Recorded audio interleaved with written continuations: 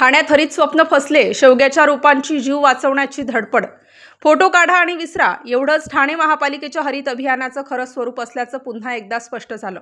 गणेश विसर्जनाच्या काळात महापालिकेने तब्बल 5,000 शेवग्यांची रोपे नागरिकांना मोफत वाटली, पण आज त्या रोपांचं चित्र धक्कादायक आहे. घाटावरच उकिरड्यावर फेकलेली पानगड झालेली रोप जीव वाचवण्यासाठी धडपडत आहेत.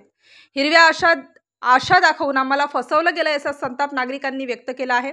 आमच्या पैशातून लाखो रुपये खर्च करून महापालिका फोटो काढते, पण पर्यावरणाचं खरं रक्षण मात्र कोणी करत नाही. दिसायला हिरवागार पण प्रत्यक्षात कोरडा देखावा, अशा शब्दात ठाणेकरांनी महापालिकेच्या ढोंगीपणावर ताशेरे ओढले. शेवग्याचं झाड आरोग्यासाठी जर उपयुक्त असलं तरी ते टिकाऊ नसतं, पावसापुरतं किंवा उन्हापुरतं उभं राहतं. नागरिकांना खरं योगदान देणारं वड, पिंपळ, उंबर, कडुलिंब, करंज यासारखं मजबूत झाड देण्याऐवजी महापालिकेने हातात दिलं तकलादू शेवगा. ही झाडं पर्यावरण संवर्धनासाठी होती की फक्त महापालिकेच्या फोटोंसाठी, असा थेट प्रश्न ठाणेकरांनी उपस्थित केला. विसर्जन घाटावर पडलेली ही टाकाऊ रोपे म्हणजे महापालिकेच्या निष्काळजीपणाचं जिवंत प्रतीक ठरतात. हरित ठाणं हे फक्त भाषणात आणि बॅनरवर हिरवं आहे, वास्तवात मात्र राखाडी काँक्रीटचं साम्राज्य वाढतंय. आम्हाला हिरवं शहर हवं आहे, ढोंगी अभियानं नकोत, अशी आर्तहाक नागरिकांनी दिली.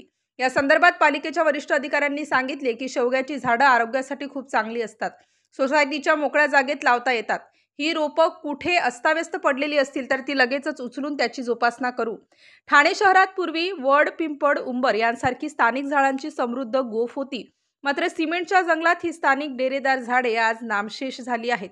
शहरातील हरित वारसा टिकवण्यासाठी आणि पर्यावरण संवर्धनासाठी स्थानिक झाडांची लागवड करणे अत्यंत महत्त्वाचे आहे. ठाणे महापालिकेने गणेश विसर्जनाच्या दिवशी ठाणेकरांसाठी शेवग्याची रोपं भेट दिली.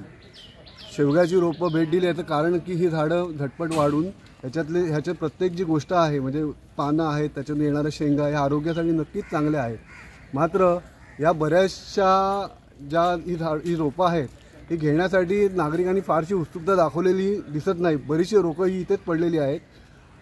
आत्ता जर एक विचार केला, जर पर्यावरणाच्या दृष्टीने विचार केला तर ही शेवग्याची झाडं ही पटकन मोठ्या हवेने किंवा जोराच्या वादळी पावसात पटकन तुटतात. त्यापेक्षा ठाणेकरांचं म्हणजे पर्यावरणाच्या दृष्टीने जर एक विचार झाला असता तर ती स्थानिक वृक्ष आहेत, म्हणजे वड, पिंपळ, उंबर ह्यासारखी झाडं जर आपल्याला दिली असती तर नक्कीच ही रोपं म्हणजे ही झाडं फायदेशीर ठरली असती. मात्र आज ही रोपं यांनी मान टाकलेली आहे, म्हणजे एक विदारक चित्र म्हणजे बघायला मिळत आहे. आज ही रोपं जर कोणाकडे लावली असती तर त्याचा नक्कीच फायदा झाला असता, परंतु ही आज दुर्दैवाची गोष्ट म्हणावीच लागेल. आणि ठाणेकरांचा या पैशांचा खेळ महापालिका कधी थांबवणार हे आज बघणं आज आम्हाला बघायला मिळत आहे.